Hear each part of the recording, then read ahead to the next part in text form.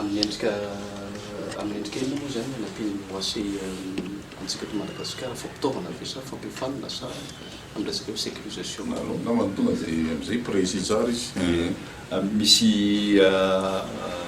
lafo maro ny fanampiana ataon'ny OACI araky nefa nolazain'ny monsieur le ministre teo ny ohatra hoe tamin'ireny fotoana ny tao anatin'ny annexe be reny ny Madagascar na Air Madagascar dia nisy technician'ny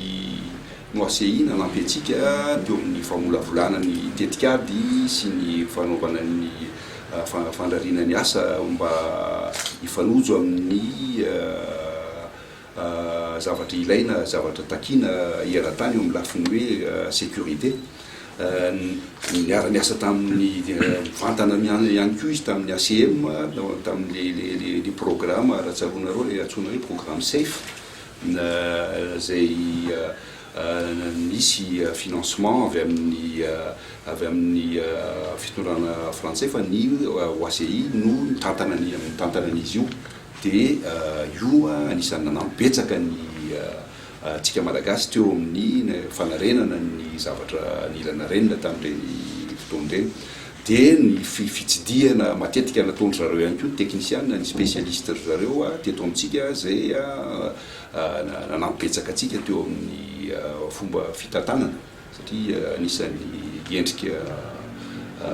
tena manan-danja io amin'ny fomba fitantanana teo amin'ny fanarenana ny tsinety.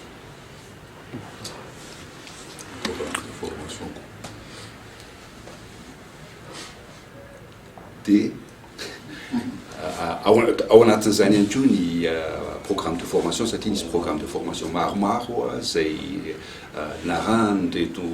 technicienne teto amintsika zany noman'ny OACI mba nampiakarana ny voany.